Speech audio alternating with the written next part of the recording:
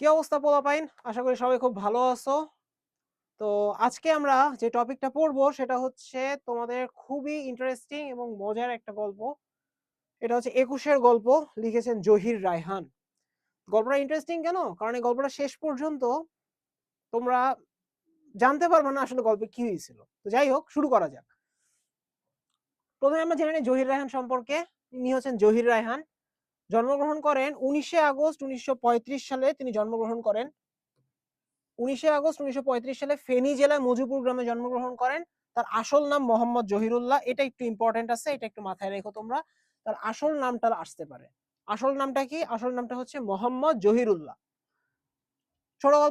ছোট গল্পকার, ঔপন্যাসিক এবং খ্যাতিমান চলচ্চিত্রকার ছিলেন তিনি। হাজার বছর ধরে, বরফ গলা নদী, শেষ বিকেলের মেয়ে, আরেক ফাল্গুন, এগুলো হচ্ছে তার বিখ্যাত উপন্যাস। ১৯৭২ সালের ৩০শে জানুয়ারি তিনি নিখোঁজ হন এবং শহীদ হন। এবং মজার ফ্যাক্ট হচ্ছে তার লাশ খুঁজে পাওয়া যায় না কিন্তু। আচ্ছা, এরপরে আসি আমরা মূলভাবে গল্পের। আচ্ছা, ১৯২১ গল্পটার নাম তো ২১-এর গল্প। তো তোমাদের কি মনে হয় ২১ বলতে আমরা কি বুঝি? অবশ্যই ১৯৫২ সালের ২১শে ফেব্রুয়ারি। হ্যাঁ, ওই প্রেক্ষাপট নিয়ে গল্পটা রচিত হয়েছে। গল্পের মেইন চরিত্র বা মূল চরিত্র হচ্ছে তপু। তপু নামে একটা ছেলে থাকে। সে মেডিকেল স্টুডেন্ট, ব্রিলিয়ান্ট ছাত্র। তো তার সাথে দুই বন্ধু ছিল। একজন হচ্ছে রাহাত এবং আরেকজন হচ্ছে লেখক নিজে। লেখক নিচে আছে মানে গল্পটা কিন্তু প্রথম পুরুষ বা যেটাকে ফার্স্ট পার্সনে রচিত গল্প বলা হতে পারে। তো যাই হোক, তো তাদের নিয়ে গল্প রচিত। তপুর স্ত্রী ছিল এবং তারা একসাথে মেডিকেলে থাকতো। তপু অনেক হাসি খুশি ছিল। তো তারা একবার আন্দোলনে গেছিল। আন্দোলনে যাওয়ার পর তপুর গুলি লাগে এবং তপু শহীদ হয়। তারপর তারা তপুর লাশটা কিভাবে খুঁজে পাইছিল, আদৌ কি পাইছিল কিনা, এসব কিছু আমরা এই গল্পে পড়বো।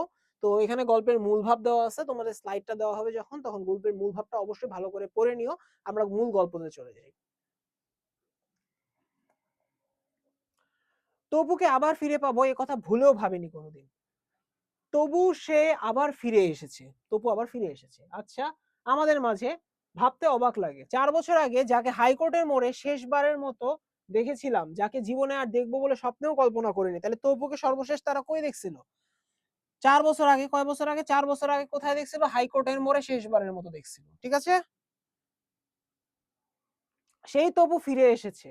ও ফিরে আসার পর থেকে আমরা সবাই যেন কেমন একটু উদ্বিগ্ন হয়ে পড়েছি। রাতে ভালো ঘুম হয় না, যদিও একটু আধটু তন্দ্রা আসে। তবু অন্ধকারে হঠাৎ ওর দিকে চোখ পড়লেই গা হাত পা শিউরে ওঠে। ভয়ে জড়সড় হয়ে যায়। লেপের নিচে দেহটা ঠক ঠক করে কাঁপে। দিনের বেলা ওকে ঘিরে আমরা ছোটখাটো জটলা পাকাই। খবর পেয়ে অনেকেই দেখতে আসে। কাকে দেখতে আসে? তপুকে। অবাক হয়ে ওর দিকে তাকিয়ে থাকে ওরা। আমরা যে অবাক হই না তা নয়, আমাদের চোখেও বিস্ময় জাগে। ২ বছর ও আমাদের সাথে ছিল। তাহলে তপু, এই যে, তাহলে তপু লেখক আর রাহাতের সাথে ছিল কয় বছর? ইম্পর্টেন্ট তথ্যগুলো মার্ক করো। তপু রাহাত এবং লেখকের সাথে ছিল ২ বছর। আর তপুকে তারা সর্বশেষ দিছিল কয় বছর আগে? ৪ বছর আগে। ওর শ্বাস প্রশ্বাসের খবরও আমরা রাখতাম। সত্যি কি অবাক কাণ্ড দেখতো। কে বলবে যে এ তপু? ওকে চেনাই যায় না। ওর মাকে ডাকো। আমি হলপ করে বলতে পারি ওর মাও চিনতে পারবে না, মানে তপুর মাও তপুকে এখন চিনতে পারবে না। তারপরে যাই। চিনবে কি করে? জটলার এক পাশ থেকে রাহাত নিজের মতো বলে। কে বলছে কথাটা? চিনবে কি করে এই কথাটা বলছে রাহাত। চেনার কোনো উপায় থাকলে তো চিনবে। এই অবস্থায় কেউ কাউকে চিনতে পারে না বলে সে একটা দীর্ঘ শ্বাস ছাড়ে। আমরাও তো কেমন যেন আনমনা হয়ে পড়ি ক্ষণিকের জন্য। অনেক কষ্টে ঠিকানা জোগাড় করে কাল সকালে রাহাতকে পাঠিয়েছিলাম তপুর মা আর বউকে খবর দেওয়ার জন্য। সারাদিন এখানে সেখানে পই পই করে ঘুরে বিকালে যখন রাহাত ফিরে এসে খবর দিল ওদের কাউকে পাওয়া যায়নি, তখন রীতিমতো ভাবনায় পড়লাম। এখন কি করা যায় বলতো? ওদের একজনকেও পাওয়া গেল না। আমি চোখ তুলে তাকালাম রাহাতের দিকে।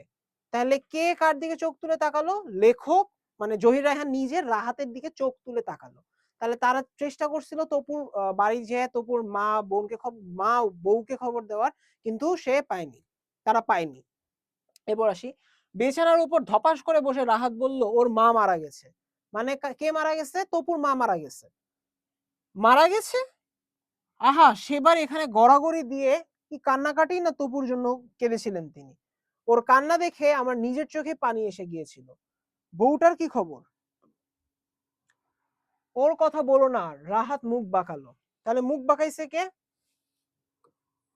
এই যে মুখ বাঁকাইলো কে? রাহাত মুখ বাঁকালো। অন্য আরেক জায়গায় বিয়ে করেছে। সে কি? এর মধ্যে বিয়েও করে ফেললো মেয়েটা? যাই হোক, তপু ওকে কত ভালোবাসতো।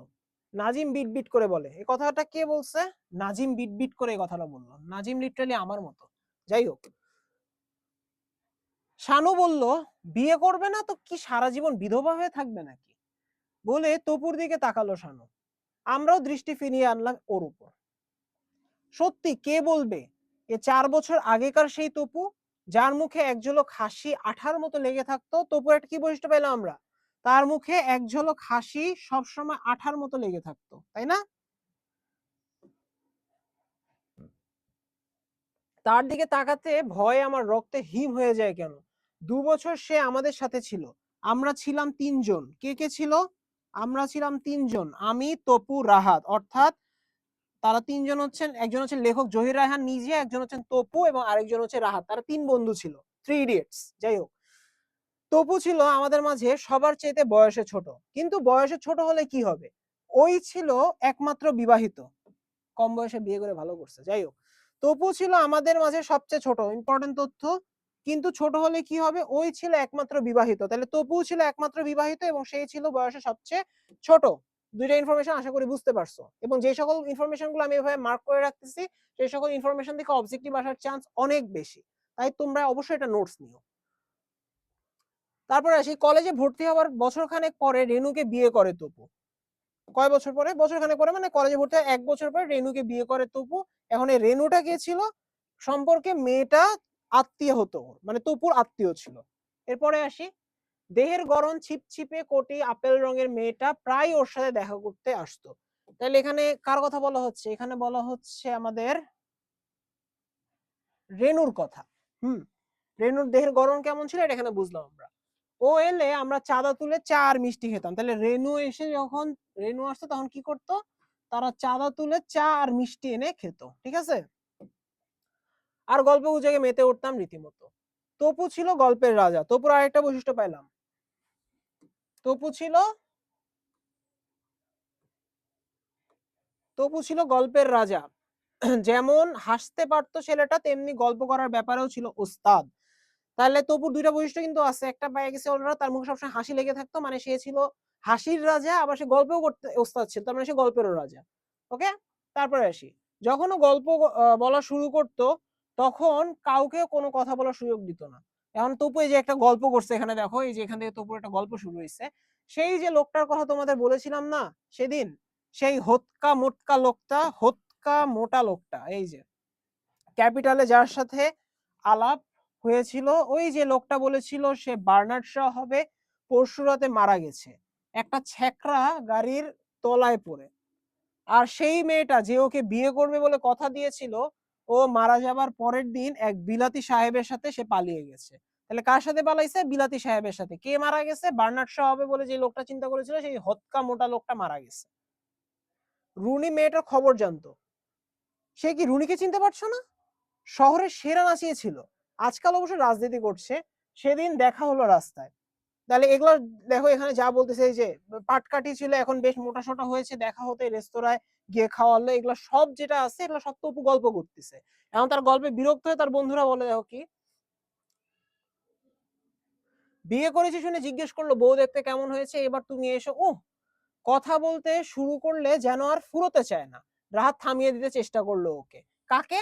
এটা হচ্ছে তপুকে রাহাত থামিয়ে দিতে চেষ্টা করলো। রেনু বলতো, আর বলবেন না, ও এত বকতে পারে, বলে বিরক্তিতে না লজ্জায় লাল হয়ে উঠতো সে।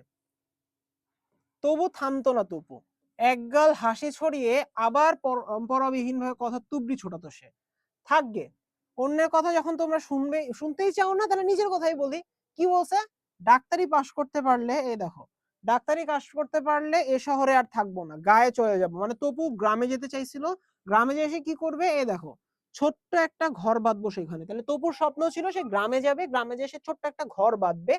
আর তোমরা দেখো আমার ঘরে কোনো জাঁকজমক থাকবে না, একদম সিম্পল লাইফ লিড করতে চায় তপু, একেবারে সাধারণ। হ্যাঁ, ছোট্ট একটা ডিসপেন্সারি আর কিচ্ছু না।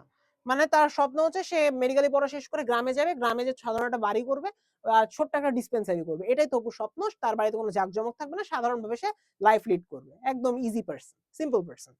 যাই হোক, এমনই স্বপ্ন দেখা অভ্যস্ত ছিল তপু। এককালে মিলিটারিতে যাবারও শখ ছিল তার। আমাদের জীবনটা ছিল যান্ত্রিক, কিন্তু বরাত ছিল মন্দ। ছিল জন্মখরা, ডান পা বা পা থেকে ইঞ্চি দুয়েক ছোট ছিল ওর। মানে খুবই ইম্পর্টেন্ট একটা ইনফরমেশন, মাথায় রেখো ইনফরমেশনটা প্লিজ। ডান পা থেকে বা পা ইঞ্চি দুয়েক ছোট ছিল ওর। ওর মানে কার? তপুর। তাহলে তপুর কোন পা ছোট ছিল? তপুর বাম পা ছোট ছিল। কোনটা থেকে? ডান পা থেকে। কত ইঞ্চি ছোট ছিল? 2 ইঞ্চি ছোট ছিল। তিনটা অবজেক্টিভ পেয়ে গেছি। এরকম অবজেক্টিভ আসতে পারে, এবং ইনফরমেশনটা মাথায় রাখো, নাহলে কিন্তু পরে আটকায় যাবা। এরপরে আসি, তবে বা জুতোর হিলটা একটু উঁচু করে তৈরি করা হয়, দূর থেকে বুঝতে পারতো না। মানে বা পা যেহেতু ছোট ছিল, তাই বা জুতোয় মানে বাম পায়ের জুতায় যে হিলটা বসানো হইতো ওটা একটু উঁচু করে পড়তো, তাহলে কেউ বুঝতে পারতো না। দুজনকে ওঠো, মানে আমাদের দুইজনকে, এই যে লেখক এবং হচ্ছে রাহাত, এই দুইজনকে সে তবু বলতো ওঠো, ভোর হয়ে গেছে, দেখছো না অমন মোষের মতো ঘুমোচ্ছ কেন, ওঠো। গায়ের উপর কাক ডাকা ভোর বিছানা ছেড়ে উঠতাম আমরা। তপু উঠতো সবার আগে, ও জায়গাতে আমাদের থেকে লেপটা টেনে ফেলে দিয়ে জোর করে আমাদের ঘুম ভাঙাতো। মানে তপু সবার আগে উঠতো। আরেকটা ইনফরমেশন পেয়ে গেলাম তপু সম্পর্কে আমরা, কি বললাম, এই যে তপু উঠতো সবার আগে এবং সেই অন্যদেরকে ঘুম থেকে ওঠাতো। ওকে, কিভাবে ওঠাতো? এই দেখো, মাথার কাছের জানলাটা খুলে দিয়ে বলতো, দেখ বাইরে কেমন মিষ্টি রোদ উঠেছে, আর ঘুমিও না, ওঠো। তপু সবার আগে উঠে সবাইকে ঘুম থেকে জাগাতো। আমাদের ঘুম ভাঙিয়ে নিজ হাতে চা তৈরি করতো তপু। মানে তপু নিজের হাতেই রাহাত এবং লেখকের জন্য চা তৈরি করত। চায়ের পেয়ালা শেষ চুমুক দিয়ে আমরা বই খুলে বসতাম। তারপর 10টা নাগাদ স্নানাহার সেরে ক্লাসে যেতাম। এই দেখো, 10টা নাগাদ স্নানাহার সেরে ক্লাসে যেতাম। তারপরে আসি, বিকেলটা কাটতো বেশ আমোদ ফুর্তিতে। মানে লেখক বেশ আমোদ ফুর্তিতে, বিকালে তো এমনি আমরা কেউ পড়ালেখা করি না, সবাই আমোদ ফুর্তি ঘোরাঘুরি এই কাজই করি, তাহলে ফোন টিপি আমরা, এই তো। তো বিকালে তাদের বেশ আমোদ ফুর্তিতে কাটতো। তখন তার ফোন ছিল না, তখন কি হতো, কোনোদিন ইস্কাটনে বেড়াতে যেতাম আমরা, কোনোদিন বুড়িগঙ্গার ওপারে। দেখো তাহলে জায়গাগুলোর নাম মার্ক করো। কোনোদিন যেত কোথায় তারা? কোনোদিন যেত ইস্কাটনে, ইস্কাটনে বেড়াতে যেত। কোনোদিন যেত বুড়িগঙ্গার ওপারে। বুড়িগঙ্গা তো আর ওই বুড়িগঙ্গা এখন নাই, তবে সেই সময় বুড়িগঙ্গা নদীর অবস্থা ভালো ছিল অবশ্যই। তো বুড়িগঙ্গা পার হয়ে হয়তো নৌকা করে পার হয়ে তারা ওই পারে বেড়াইতে চাইতো। আমার ভার্সিটির কাছেই এটা। আর যেদিন রেনু আমাদের সাথে থাকতো সেদিন আজিমপুরের পাশ দিয়ে হাঁটতে হাঁটতে দূর গায়ের ভেতর হারিয়ে যেতাম আমরা। আজিমপুর ওই জায়গাটা সুন্দর আছে।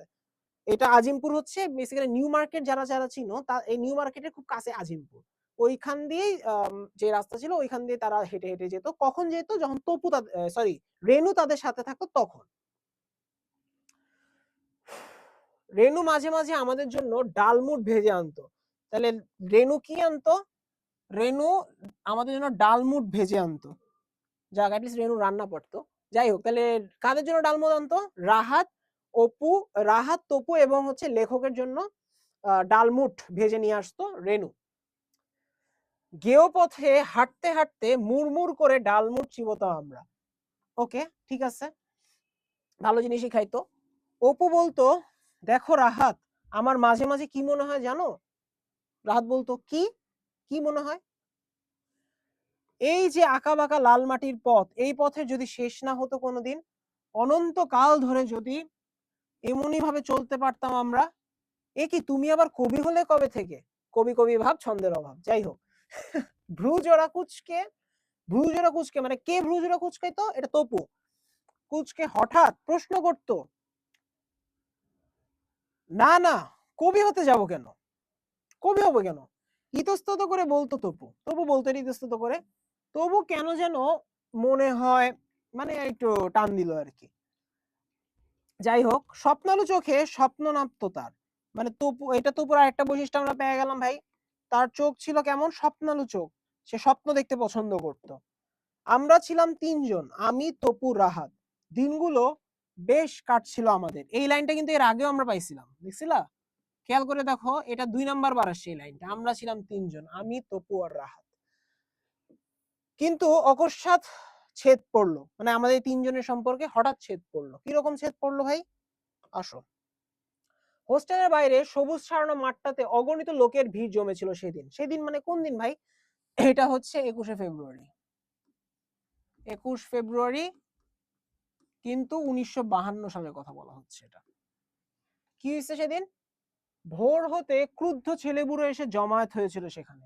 কারো হাতে প্ল্যাকার্ড, কারো হাতে স্লোগান দেবার চুঙ্গ, কারো হাতে আবার লম্বা লাঠিটা ঝোলানো। আচ্ছা, তোমাদের একটা জিনিস এখানে একটু সাবধান করতে চাই। আরেকটা গালি ইউজ করি, দেখো এই দেখো স্লোগান বানানটা খেয়াল করো। স্লোগান বানান কি দিয়ে লিখছে? একটু ভালো করে দেখো তো। জি হ্যাঁ, স্লোগান বানান ওখানে তালিবস্ স দিয়ে লেখা আছে।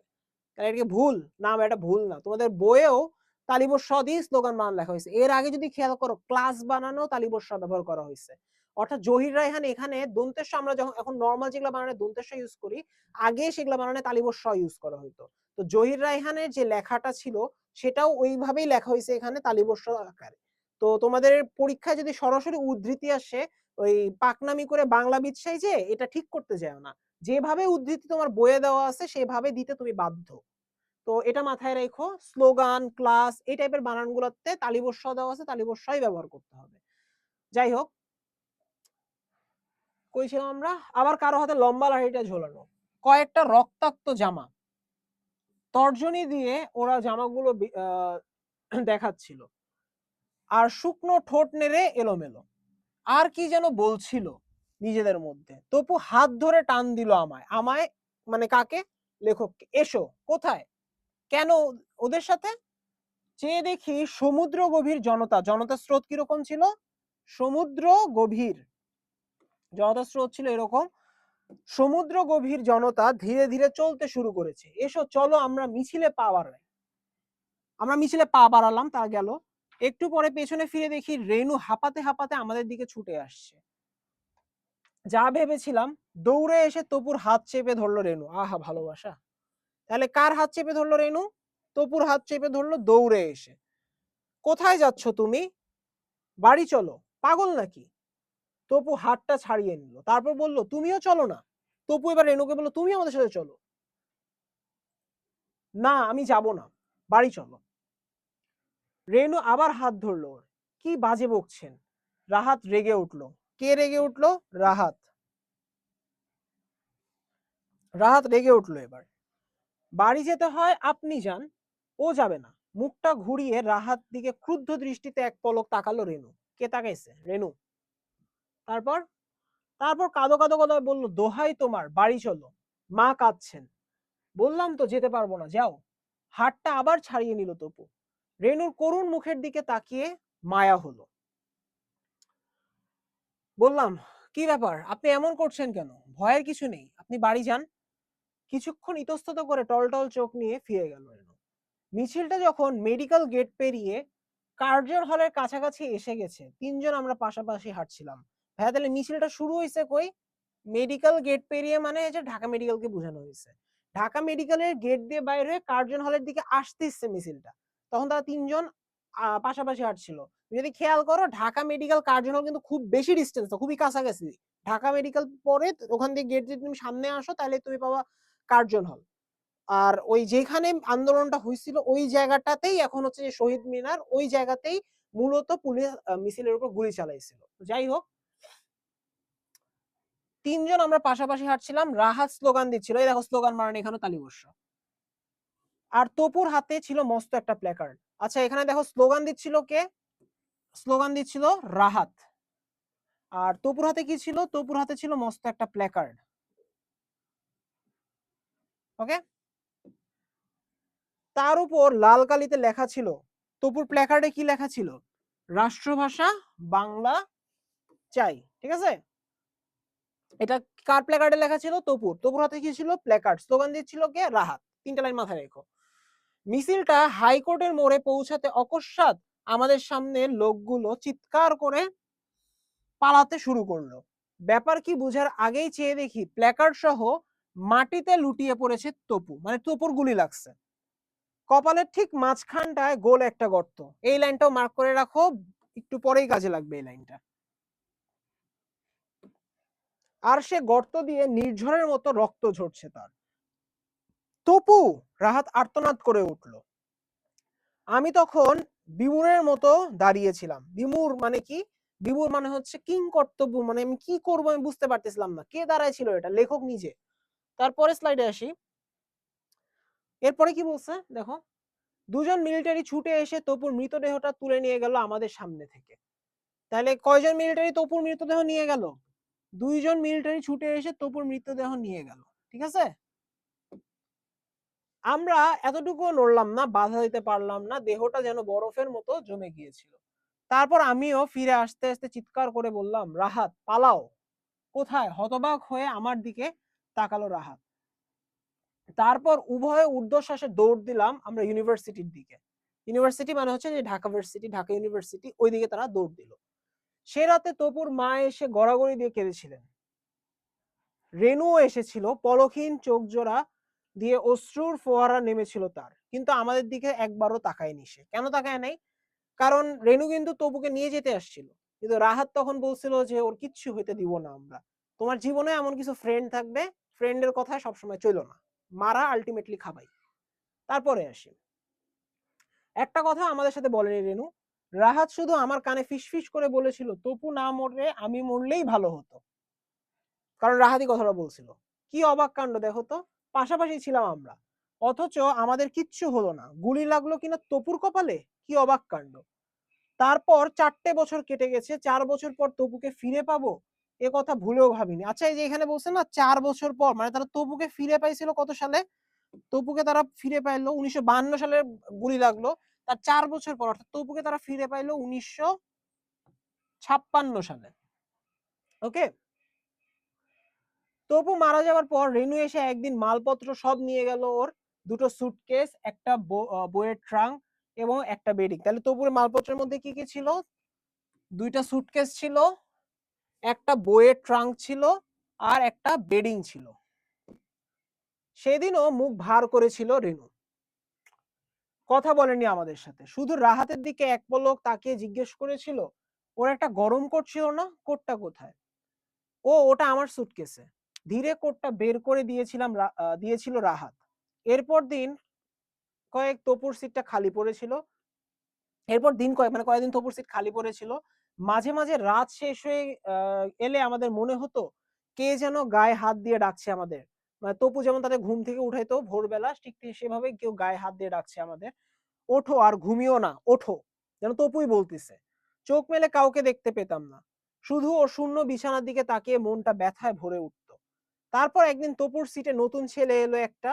সে ছেলেটা বছর ৩ একে পড়ে। ভাই বছর ৩ একে ছিল মানে কি? বছর ৩ একে ছিল মানে সেই ছেলেটা ছিল 3rd ইয়ারের। এটাও দাগায় রাখো যে নতুন যে ছেলেটা আসছিল, সেই ছেলেটা কোন বর্ষের ছিল? 3rd ইয়ারের ছাত্র ছিল। তারপর এলো আরেকজন, আমাদের নতুন রুমমেট।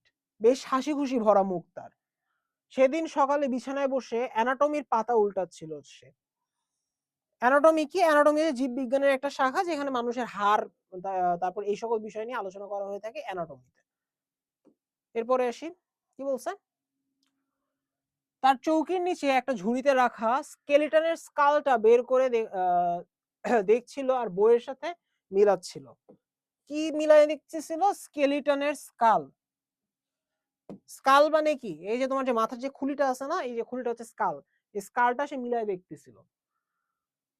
তারপর একসময় হঠাৎ রাহাতের দিকে তাকিয়ে জিজ্ঞেস করলো, "রাহাত সাহেব একটু দেখুন তো, আমার স্কালের কপালের মাঝখানটায় একটা গর্ত কেন?" আমরা বলছিলাম কি তপুর গুলি লাগছিল কই? কপালের ঠিক মাঝখানে, তাই না? এই স্কেলেটনের মাথায়ও কিন্তু গর্ত আছে। কি বললে? চমকে উঠে উভয়েই তাকালাম ওর দিকে।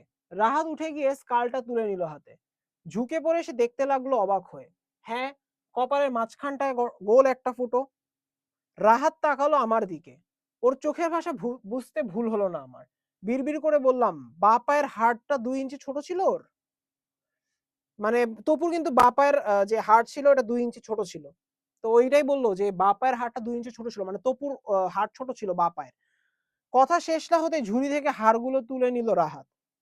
হাতগুলো ঠক ঠক করে কাঁপছিল ওর। একটু পরে উত্তেজিত গলায় চিৎকার করে বলল, বা পায়ের টিবিয়া ফেবুলাটা 2 ইঞ্চি ছোট। দেখো দেখো। বা পায়ের টিবিয়া ফিবুলাটা 2 ইঞ্চি ছোট। দেখো দেখো। অর্থাৎ তপুর যে বাম পা ছিল সেটা কিন্তু ছিল ডান পা থেকে 2 ইঞ্চি ছোট। এবং টেবুলা ফিবুলা সরি টিবিয়া ফেবুলাটা কি? তোমার পায়ের একদম যে পাপড়ি আছে, সরি পা যেটা আছে পায়ের উপরে যে ডিস্কের মতো অংশ থাকে না? ওইটা হচ্ছে অ্যাকচুয়ালি ফেবুলা। তার উপরের যে হাড্ডি সেটা হচ্ছে টিবিয়া ফেবুলা।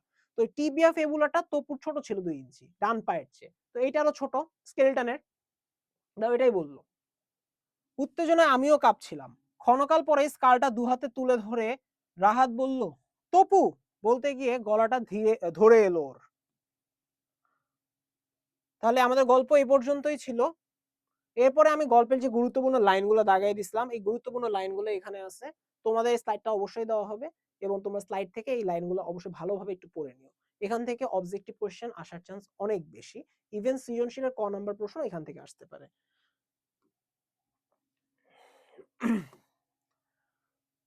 এরপর আসি গুরুত্বপূর্ণ কিছু শব্দার্থ। এগুলা তোমরা অবশ্যই পড়ে নিও। উদ্বিগ্ন মানে দুশ্চিন্তাগ্রস্ত, তন্দ্রা মানে হচ্ছে নিদ্রা অবস্থা। এখানে পড়ানোর কিছু নাই।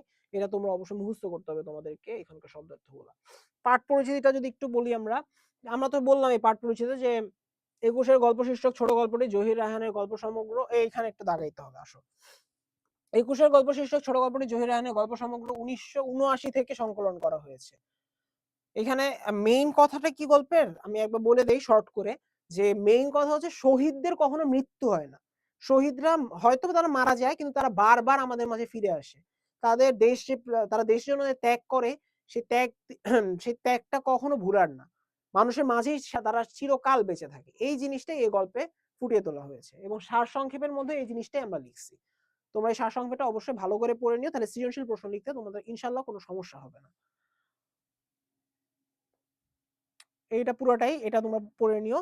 আর তাহলে আজকের ক্লাস এখানেই আমরা শেষ করি। আশা করি গল্পটা বুঝতে তোমাদের কোনো সমস্যা হয় নাই। অবশ্যই গল্পটা ভালো করে পড়বা। বেশ কিছু ইনফরমেশন আছে গল্পের মধ্যে। লাইনগুলো আমরা আলাদা করে দিচ্ছি। লাইনগুলো ভালোভাবে বুঝবা। তাহলে ভালো থাকো, সুস্থ থাকো। আল্লাহ হাফেজ।